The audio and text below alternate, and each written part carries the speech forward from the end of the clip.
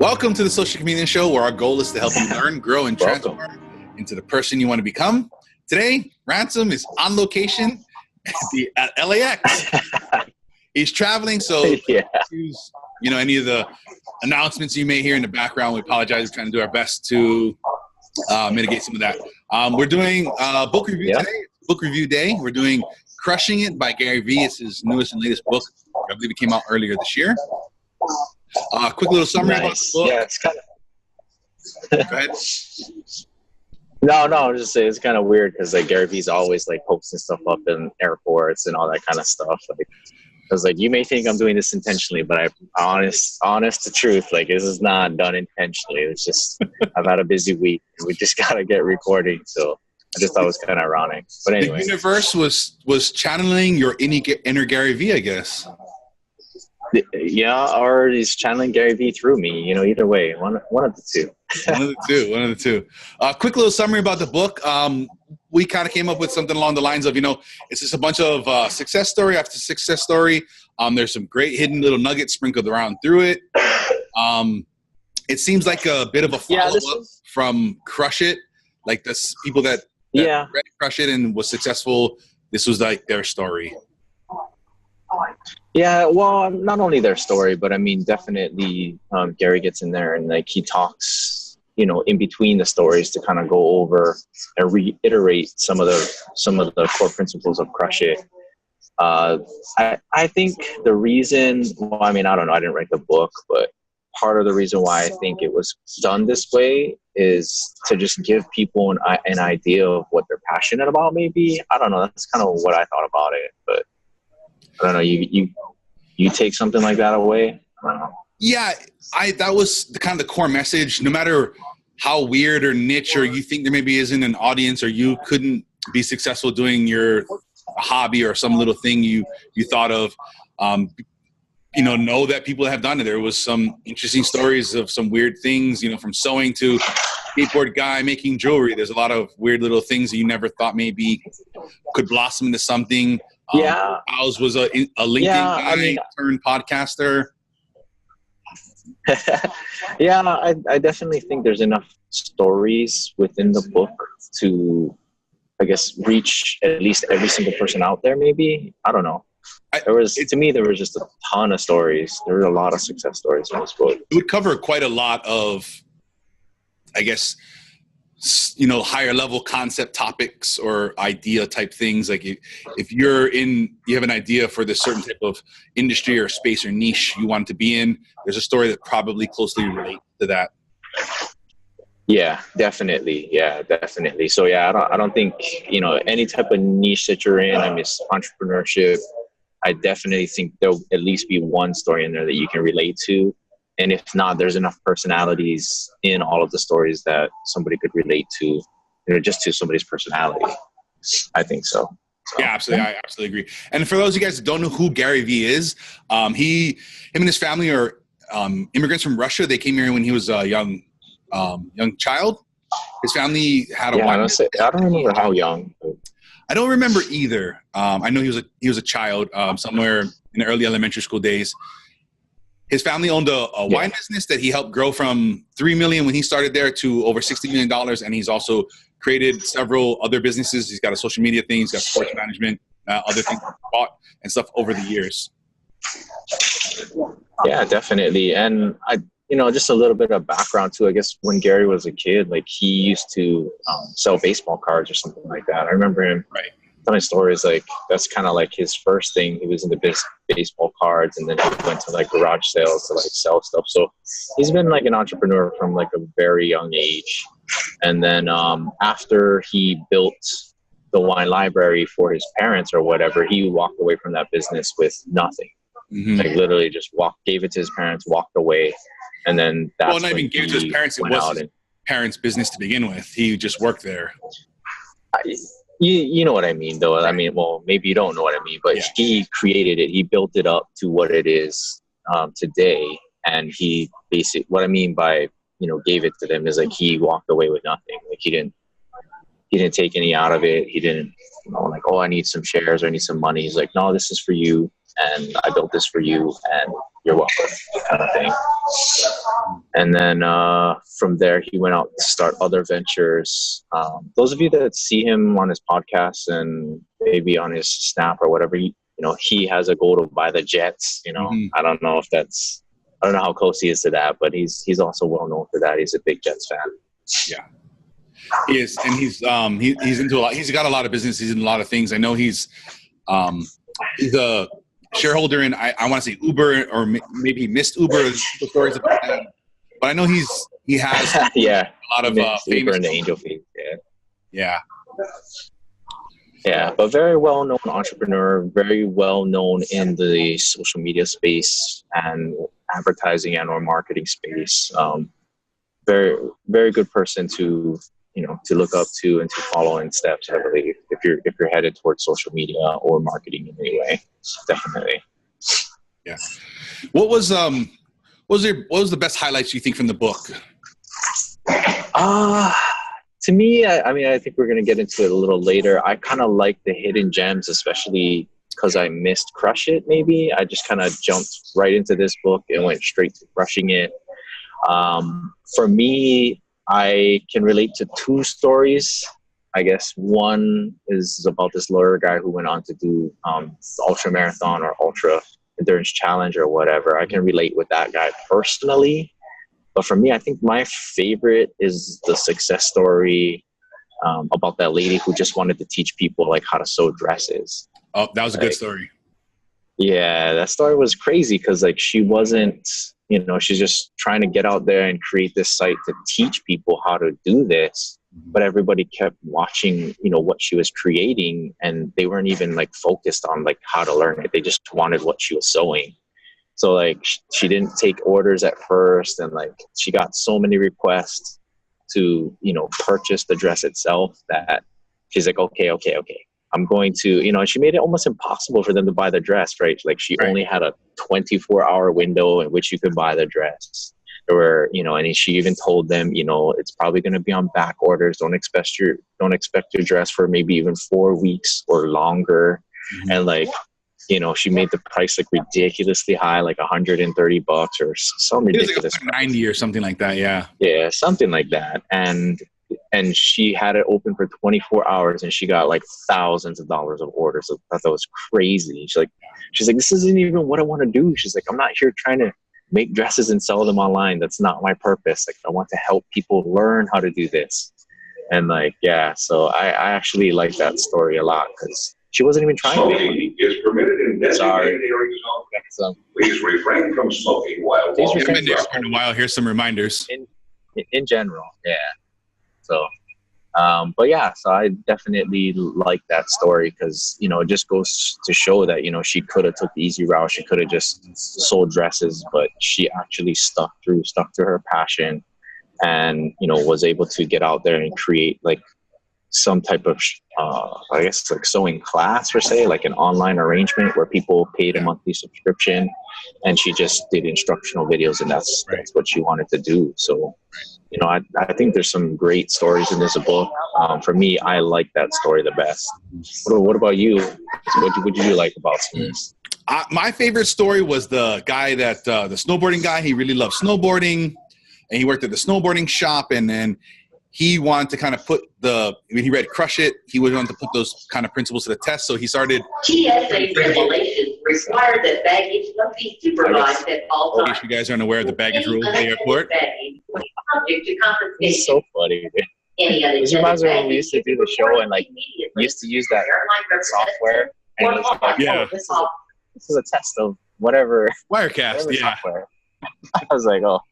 But anyway, sorry for the interruptions again. No, it's fine. Go ahead, the fun part about being on location.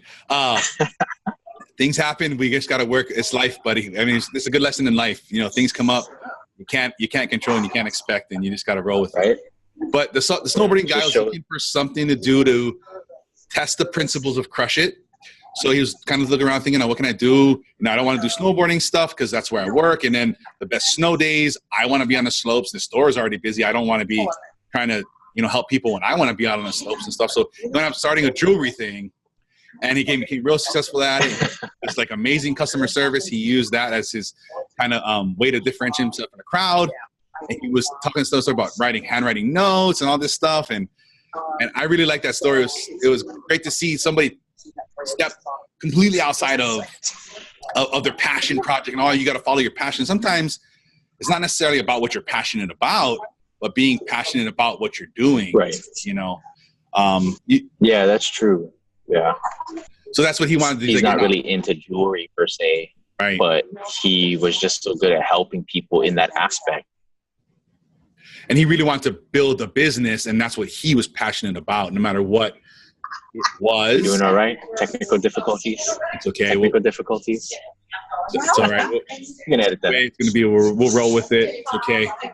Anyway, yeah, good. He wanted to just, provide great customer service no matter what the medium was, how he was doing that. It didn't matter. It didn't matter the product or service he was selling. It was building an experience is what he wanted to create. And that was kind of the thing that I think really stuck out to me when he was talking with other business people, and they're like, what are you doing? He's telling them about his story. And he's like, I write hand letter notes. And they're like, you can't do that. They can't scale. And my thought in my head was like, well, why can't you figure out how to get that to scale? Like, that would have been my thing to you. That's cool. Yeah. That's different. How can you get handwritten notes to scale? That would have been something I would have advised or entertained the thought of. Well, I mean, the whole idea of a handwritten note is that it's handwritten. You know what I mean? I don't know. Right. You only have two hands. Right. Yeah, maybe the first, let's call it 1,000 customers, you actually write a handwritten note.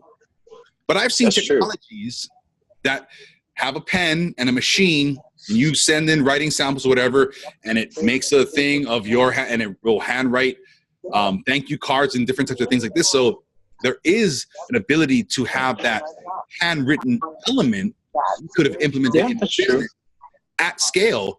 And, you could have had some kind of software, you pre-program some things with some, fields that change the customer. Maybe a customer that spends $500, you actually write a custom message that the machine will print out versus a couple of standard messages you always send out. Like, I think there's a lot of ways to actually get that to scale. Yeah, for sure. And then for me, on the other hand, I think, who needs it to scale? I mean, obviously, if you're trying to grow something that's huge, but, in reality, you only need like 1,000 customers. If you want to handwrite notes to people, you write 3 a day, 365 in a year, you can reach all 1,000 customers and get them a handwritten note every year. Right. Right. So I don't know. I think it's a personal touch, especially because I spent a lot of time in the real estate business. Like, you stand out. If somebody sends you a letter and it's like, oh, wow, like, this is real ink. Like, he actually wrote this, like, to me, like, it makes you stand out like a lot more. I don't know. Yeah, I definitely think that kind of stuff pays off in the end. I enjoyed it too. This is this company, this old man, it's just him, and I think he's got like one worker. And I buy fish tank things from him. He's got these very niche things I buy. And every time I buy every time I buy something from him, he sends me a handwritten note. Thank you for the thing. I hope you enjoyed the thing last time. Did you get the suffer thing? Did you figure that stuff out? And I know it's real because it's a conversation. It's not a blanket thing that he sends. The first note he wrote, I thought was a blanket statement, and I'm sure it kind of was. But the subsequent notes after that were personalized. There was a conversation email. He had acknowledged that in his handwritten letter. And it was amazing. I was like, wow, this is when I opened that up and I got that letter. I was like, this is the old school touch I kind of miss. I really enjoyed it. Yeah, no, for sure, man. Well, I mean, I don't know about myself for handwriting notes, but I'm pretty sure for that individual person, it worked out pretty well. But yeah, so I mean, just the overview on the book again. I was hoping myself to get more out of the book per se. Maybe I should have read Crush It first, but to me, it was just kind of like success story after success story, and then like, oh, by the way, here's one of the, here's a little nugget of information for you. And then it's like the next success story. Oh, here's a little bit of nugget of information. So, I mean, all in all, he does have really good nuggets, which we'll get to. Yeah. He's got a lot of good stuff about, his continuing message, which he continues to say over and over. And, he does talk about the platforms and how they should be used. So I thought those were probably the better qualities out of the book. Yeah, I would agree. I would add to that as a kind of an overview. If you are maybe new or you're thinking about jumping in, the social media space or the entrepreneur space or that side hustle space, I think this is a good book to pick up if you didn't want to read Crushing It. So you get those success stories and the more modern, up-to-date actualization, the actual things that are working right now or the thought methods behind some things that are working now. This would be a good book to pick up. Thumb through, jump around, find maybe read a little bit of story. And this is not for me, this is for you. Maybe head to the back of the book, breaking down each individual social media platform. Each individual. Yeah. Yeah, for me, I definitely think if there's some success story that you're reading and you're not jiving with that story for whatever reason, I don't see any reason why you just skip past it or breeze through that success story. For sure. I mean, there are so many success stories in this book. Like for me, I kind of was like, all right, here's another success story. It's like, oh, what do you know? Another success story coming out. Like, it's not saying that those person's success stories suck. It's just kind of like there are so many that it can become overwhelming, if you're reading the book. That's all. It was the way I felt like it was. Crushing It was the success story follow-up to everybody that read Crush It and succeeded. The next book you'll write will be Crushed It. It'll be a follow-up to Crushing It. That's what I see. Possibly, right? Yeah, possibly. Let's get a little deeper into some of these subjects. If you guys want to stick around and we want to kind of dive down a little bit into some other subjects. Yeah, I guess basically the kind of nuggets that Gary puts in there. And these are kind of like the similar things that he does throughout all of his social media. If you've ever watched his YouTube or his Instagram or his Snapchat messages, like they're all kind of the same, right?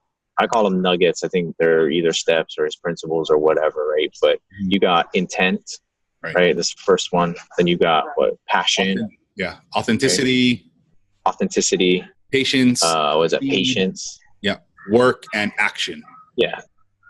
I'm sorry, attention. Work and attention. Yeah. So like he kind of like brushes it and kind of goes into these fundamentals, I guess I can call it fundamentals of everything, But when it comes down to your intent, right? Again, we've talked about this in our show previous times. It's like, what is your intent of this business that you're creating, or what is the intent of what you're doing with your life at the moment? Is it just to make money? Right. Because if it's just to make money, your intent, is not, in my opinion, is smoking is permitted in designated areas only. Please refrain from smoking while walking throughout the building. These upholder messages, they kind of. I would recommend not smoking as much as possible. But anyway, so your intent is definitely something that your drive, your why, whatever you want to call it, behind your business. Like if your intent is just to make money, for sure that's going to show. Same thing with your authenticity, right? And you get into these two, in my opinion, are kind of related. Right. But authenticity kind of, your intent shows over time, right? And that's just like how authentic you are to what you're preaching, right? Or what you're selling, or, are you really trying to help people, or are you just trying to get people to buy the next level of your coaching thing? Or, are you just trying to sell a book? That was the thing I really liked that he kind of pointed out, and I've been saying this for a while now to some my clients and different things like that. He was like, don't be that guy that sells some bullshit course that really teaches nobody nothing just to make money. I was like, man, I see a lot of that happening. A lot of people spend a lot of money. Yeah, I mean, and that's just basically it. Like, you play off to be this, like, oh, I'm this cool guy, I'm this social coach, or, I'm the best at X, Y, Z, whatever it is. And then like come to the end of your video, you're like, well, buy my book. And it's like, I was like, oh, it was a good video up until that point. And then now you just suck forever. Right. Like, and that's kind of the stuff that, intent and authenticity, like you can't fake that. Right.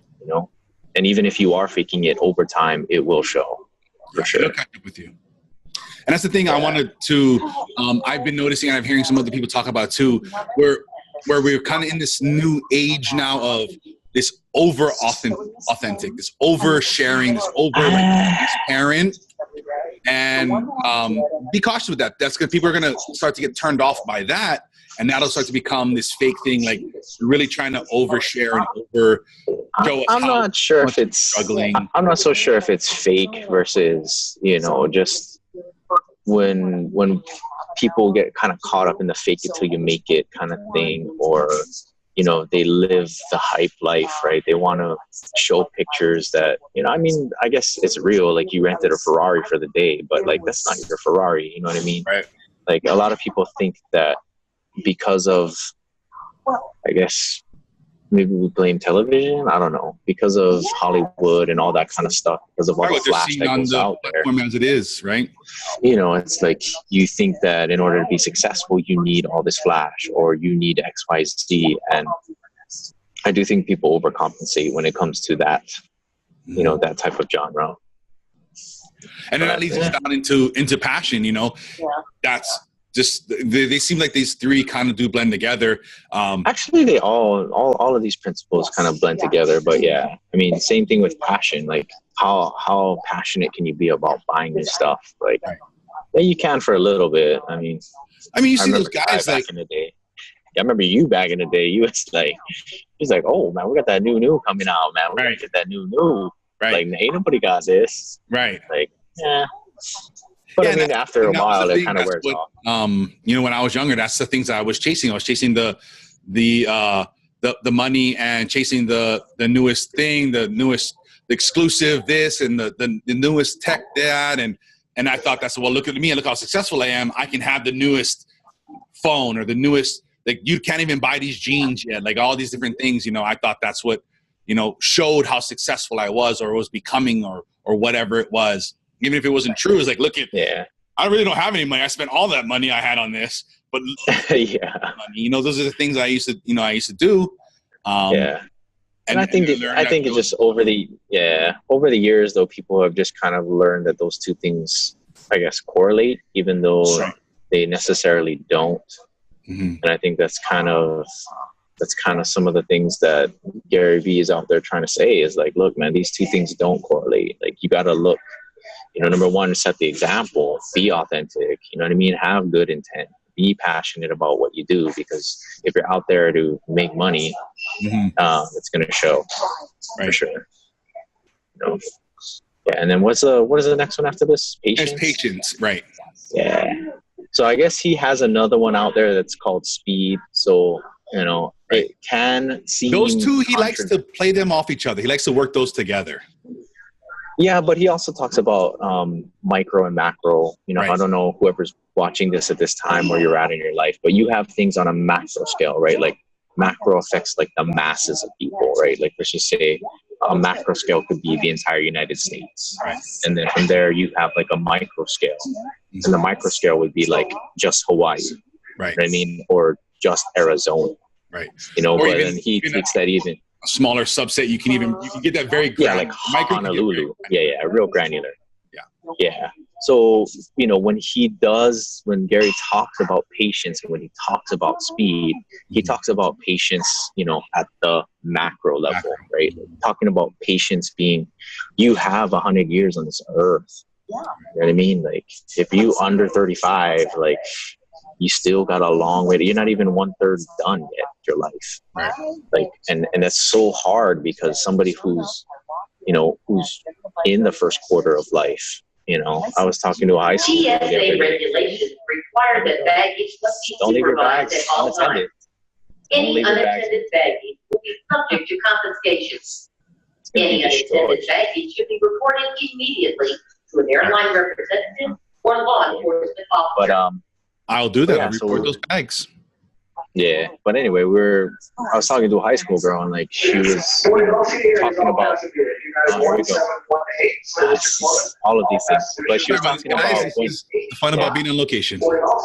Yeah, she's talking about going to college, right? And like, I was talking about what I did to go to college, and it was like a 3-year, program, or some people go 6-year program. She's like, 6 years, and I was like, I understand. You only 18 years old, like. 6 years is 1/3 of your life. Like, that's a long time. Yeah. I mean, like, for somebody who's 100, 6 years is nothing. Well, I mean, if you're 100, I have to take it back. If you're like 70 or 60, like 6 years is nothing. Right. But if you're 18, 6 years is like 1/3 of your life. So, I understand for the youth out there watching this, like, yeah, like you under 35, it's like it's like, or even if you're at 39, you're like, oh, I'm going to turn 40 next year. It's like, like the reality is that's only half, not even half. You got a lot longer to go. You got a lot of time. You've already had, 20, 30 years under your belt. You still got another 20, 30 to go. You could live life all over again if you start from today. And that's kind of where I think Gary gets in and talks about patience. It's like a lot of people want stuff now. They want it's like, oh, I want to have all the money now. I want to be able to travel now. It's like, it doesn't come that quickly. If your intent is right, if your passion is right, and you have the right purpose for your business, it's not something that happens overnight. It's gonna have to take the long haul. And then that's where he talks about, in the micro scale, he talks about speed. So don't sit on that and say, well, I got 50 years to do these things. I'm just going to play video games, watch TV, go to stuff. Understand also, you can buy a bus at any minute. You can have a heart attack while you sleep. Yeah. Like, there's a lot of things that can happen. You get hit by cars. I mean, we all know the tens of thousands of ways we could die. But you've got to be executing every day. Just like we talked about before, having those, 3 to 6 goal achieving activities you have set out and starting and making that your mission every day. I'm working on this thing and I'm doing this thing and I'm going to execute and I'm going to execute and go as fast as you can with the vision of the future and the long haul. Right. Today, and just in 5 years, they'll pay off. But just remember, it's a turtle race. You know what I mean? Like, we're going as fast as we can, but understand that this is a turtle race. Right. And we're, I think some of the other things maybe I could add a caveat onto what Gary Vee's talking about speed is like, we have social media nowadays. Like back in the day, like this, for those of you that don't know, the iPhone only came out in 2007, man. Yes. Like that's only 10 years ago. I'm sorry, 2008 came out, but 10 years ago, that was it. Before the iPhone, the speed of business was a lot slower. Yeah. And before the internet came out, the speed of business was a lot slower even then. Mm-hmm. So now we have the internet. Now with the invention of the smartphone, you have the internet in the palm of your hand. That definitely can increase the speed of your business. Can definitely increase the reach that you have, for your products and services that are out there. Or for the audience that you want to provide content for. It's like, you can look at us. Like, I'm at the airport right now. I'm at the airport waiting on my flight. It's like, we're here doing the show. Just kind of keep that in mind. Like, the information age, the technology that's available allows you to move so much faster than Boarding all passengers, United Flight 1182 with service to Maui, 882. You can just go, man. I don't know. It's fun. I had but you don't want to do it. And the thing that also I like to add to that, understand the potential access to people and the wealth of information that's available at your fingertips in the palm of your hand at any moment. The other day, I reached out to somebody very, very famous. We had a quick conversation. We've had several conversations, but I would have never had that access before. 5, 10 years ago, I never would have been able to shoot them a quick DM, have a quick conversation, ask a quick question. Minutes later, whatever, I hear something back. It's amazing. Like I said before, don't abuse these privileges. Don't abuse the access you do have to some of these people. Yeah. And then getting into quick block in your yeah. Again, make sure your intent is correct, right? Make sure you're passionate about what you do. Do your homework, right? Don't ask them questions that you can just find quickly on Google or something that someone else can teach you. And then that just kind of comes back to Gary's next point, which is work. It's like, you got to put the work. We talk about speed and moving stuff, but if you're not doing the work, you're not progressing forward. You're losing. And understand the difference between work and easy work and procrastinating in the wrong way and when you're avoidance and these things. Make sure you're working on those goal achieving activities like we've talked about before. fucking around on social media and fucking around on these different things and, you know, hopping around, you know, we all need those breaks sometimes. We need those mental cleansing, but understand that you're not working. There's, you know, you're just doing busy work versus doing maybe deep work or progressive work towards your goal or your objective or your whatever your intent is. Yeah.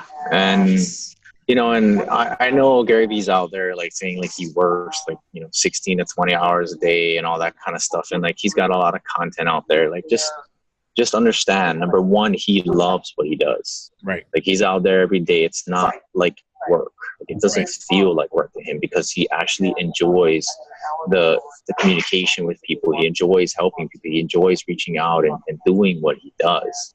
You know, but for other people out there, like if you get involved with that business and you get involved with something that involves, you know, going over your 8-hour workday, like you gotta have some kind of passion for it for sure. And that's the one thing I did like he said in the book was get your sleep, eat right, take care of yourself, don't run yourself into the ground. Yeah, exactly. I really like that he had said that because a lot of people, you hear it, and we've talked about it before here as well. You know, I just sleep 3-4 hours is all you need, and you can just do it and understand the consequences of that stuff. Not eating well, not taking care of yourself. You might just coming up to work drunk every day. It's not really worth it. You're not going to be as effective. You're not going to be as efficient. You're going to have a hard time thinking and getting that speed and having those different things. Those are going to be greatly diminished when you're not taking care of yourself properly. Yeah, exactly. I mean, you got to put the work in, but at the same time, you also have to take care of yourself. I mean, if the end goal is for you to have a better life, like, you know, don't take shortcuts on your health. You know, you got to get out there and do the work, but be responsible about it. And that's the thing. I've changed my way I thought about too. You know, exercising and sleeping, eating, those are now part of my work because if I don't do those well, the other half of my work doesn't get done properly and timely and efficient. All of that. Yeah. You know, and the last one is attention. Attention. Yeah. And attention is kind of like, you know, especially for, you know, because Gary's in the advertising, the social media space, like with that, it's all about attention. So the attention is basically what will grab people's, you know, eye, right? Or you catch their ear, right? Like you need attention so that people will either listen to what you have to say or buy the service that you're going to provide. If you don't have somebody's attention, there's no way you can get your message to them. You know what I mean? Absolutely. Yeah. And that's the key with a lot of these things. If you're running a business or you're part of a business, you know, you're getting at people's attention. That's the hardest thing to get now with so many distractions out there and so many things available. It's going to get harder and harder to capture people's attention. And then when you do, you've got to have those other principles behind that. Your intent, your purpose, your authenticity, all those things have got to be in line. Once you catch their attention, you've got a very brief amount of time, small moment, a small window to get their attention and keep their attention and keep them wanting to come back to you again and again. Yeah, for sure. I mean, it all starts with just a little bit of attention, and then from there, that can go a long way. But if you don't have people's attention, then, you know, it's kind of hard to actually get them to hear your message or listen to, you know, the service that you have. The other thing I take into account, I guess, for attention is, you know, sometimes you got to be a little bit of entertainment. Right. You know, it's like you got values out there, you got all these things, but, you know, if the message that you're delivering or if the service that you're providing is not entertainment, like people don't necessarily enjoy that process. Like, and you will lose their attention over time. So. But what about the excuses, Ransom? I don't got time. I got busy. I got kids, man. Yeah, well, that too. I mean, he does go into the section about excuses and stuff like that. And it's just like, there's so many good excuses that he has in the book. I can't remember all of them, but I think my favorite excuse is like, I didn't read all the books that my life coach told me to read. Like, I was laughing my butt off, dude. He's like, He's like, that statement alone makes me want to punch myself in the mouth. It's like, Gary, so funny. Yeah, he has a good. He's a big proponent of excuses and nobody needs to give you permission. Just go get shit done. Go do what you want to do. Yeah, and in fact, even about permission though, that's kind of been his thing too lately. I've seen a bunch of podcasts and stuff from him. If you need permission to do something, like go there. Gary will give you permission to do it, like for sure. It's like, it's just like, you don't, if you need permission for somebody, or, if I don't have enough time, or, you know what I mean? Like my content's not good enough, like all these excuses, like don't let that, become your belief system, right? That's all just a bunch of BS. That's what you believe at the moment. You got to change that. Excuses and procrastination, those are just the things that stop you from moving forward and stop you from becoming what you truly want to be, or what you truly can be. Definitely don't feed into those excuses, man. Get them out. I don't care. A lot of these success stories, and that's the other thing about these success stories, these are all people. They have kids, they have families, they don't have time. You know what I mean? Like they were broke. Some of them were on the verge of homeless. I think maybe even one or two were homeless at some point, or they lived out of a car or van or something along those lines. I mean, we could Google these stories for days. Plenty of people that have made a life for themselves. And I think that's kind of the beauty of these stories too. Is like, it's like, damn, you listen to all these people who are successful. Like their stories are rough, man. Some of their stories are really rough. Like what they went through and how, what it took for them to get there. Like they could have lost everything. Like at any moment, they just kind of held on to what they were passionate about. So. Yeah, and even in I think it was just the one story that was in the book anyway. The guy, he traumatized his children, his family, and all these things, chasing, his passion. Now life is great, and he appreciates what they did, when they did it for him, and right. Life is good now for them. But his family still got a little bit of trauma from that, and that's something that kind of happened. And then the last thing in the book. Oh, go ahead. I'm sorry. No, I was just gonna say, man, that's just part of the setbacks of life. It's like you only have so many things that are accessible to you, so many resources, and sometimes you have to spend your resources on your passion versus others. So again, be responsible. We're not telling you to like go for broke. Sometimes that is what you have to just be responsible about it, and I hope you have a good support system out there to help you while you're going through that hard time. Thank you for your service to our nation. But yeah, go ahead. What was the other part? No, and then the last part of the book we wanted to touch on was every platform has got like a 101 and 201 level to it. I would recommend, if you're interested in learning more about the right uses for Twitter and Instagram and Facebook and Musical.ly and Snapchat and all these things, he goes through each of those in there. Some great information in there. There's some great little nuggets in there. Even if you're experiencing those things, or you're looking to get into it, I think you're going to find some there. I found one or two things that it triggered something in my mind, like, oh, maybe this. Smoking is permitted in designated areas only. Please refrain from smoking while walking throughout the building. So good. Yeah, but definitely, I think that part is probably where a lot of the value in this book would be. Like, if you just want to get to it and get straight to the meat and potatoes, because that's what Gary Vee does. Like, he is on all these platforms. That's basically, what he does. So, I just kind of get into it a little bit. I definitely don't talk about it as well as Gary does, but each platform is different. You kind of have to think about, how does the user use the platform? It's like, people who are on Instagram or people who are on Snapchat, like they're just looking for a quick little snippet, something that they can look on during their work break, or just something that's real quick and dirty, versus YouTube. Like YouTube, you got, a lot of different audiences out there where, they'll listen to longer videos. Right. And Gary kind of makes a good point. TSA regulations require make a that long baggage video must and be then put that supervised out at on all Snapchat. times. That's just not Any gonna work. unattended baggage will be subject to confiscation. Any unattended baggage should be reported immediately. You're misusing your Twitter, Instagram, Snapchat. They're subject to confiscation, let me tell you. Yeah. But anyway, and then same thing with Twitter. Like, Twitter is more news-based.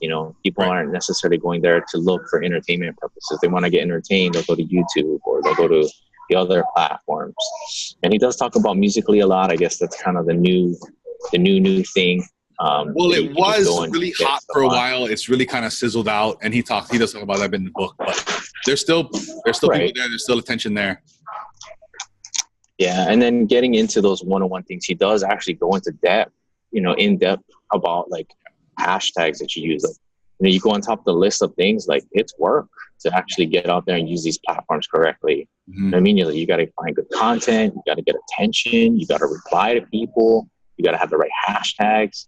Like he gets like pretty in depth about each platform, how it's used, what the best audience is. Mm-hmm. Definitely some real good nuggets there. For sure. Yes. Absolutely. Anything else you wanted to say about the book? Let anybody know about anything else? No, I mean, I just, just as a caveat, I mean, it's an okay book. I'm like, it's all right. Yeah.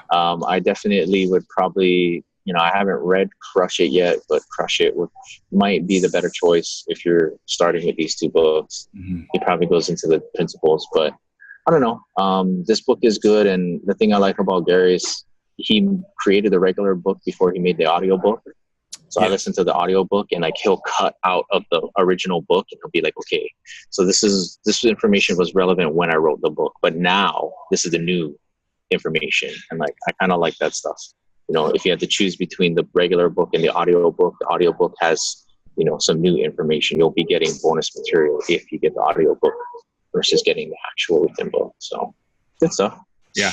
And that to close this off, the way I thought about the book, it's a success story / reference manual to his daily content he puts out. A lot of his message is very, very consistent. He's always on, he's got the same key points. He talks about the same key things. So this is a good maybe reference manual, like a dictionary kind of thing, like, oh, what is this thing? Let me dive a little into what he talks about speed. What does he talk about, authenticity? And here's, he's got the videos that you can jump on all his platforms and see, or here you can just grab this as a reference manual, thumb through your section real quick, and then you can count some. Okay. Cool.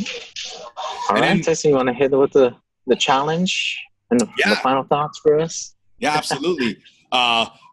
First, I want to talk about the giveaway. This is August. Yeah. Still in August, we're doing the back to school giveaway, $50 for Amazon, for you to spend however you want.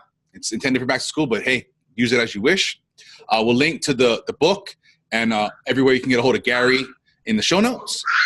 And the challenge this week is, if you're happy, stay where you're at. Keep doing what you're doing. Yeah. Ain't no need to change. Sure. You don't have to be on the new. You don't have to find, this thing is entrepreneurship is trending, side hustle is trending. Why am I not? It's okay. If you're happy where you're at, stay where you're at. If you're tired of being in the 72% club, for those that don't know who that is, 72% of the time, people hate their life. So if you're tired of being in the 72% club, start doing, start changing, and start trying shit. You're going to fail. Yeah. You're going to succeed. Sure. You learn, you adjust, keep going. Yeah, definitely. It's like, I mean, it just basically that's it. I mean, Gary does get in there and talk about, people who are out there and they're actually happy with their 9-to-5 job. Like, you don't need to get in there and start a multi-million-dollar business, It's just like, if you're happy with your work week and you come home, you enjoy your family, you spend every moment that you can with your family, like, you won.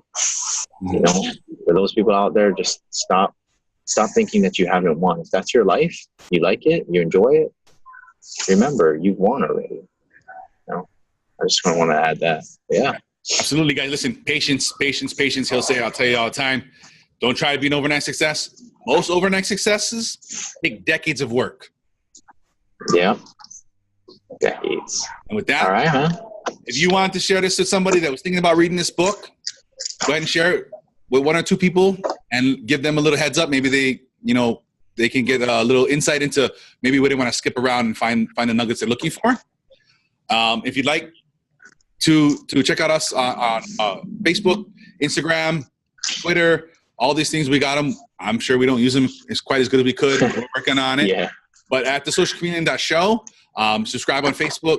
Subscribe on YouTube and your favorite podcast app. If you guys could please leave a review, it will really help our show reach more amazing people like you. Until next time, you guys keep learning, growing, and transforming into the person you want to become.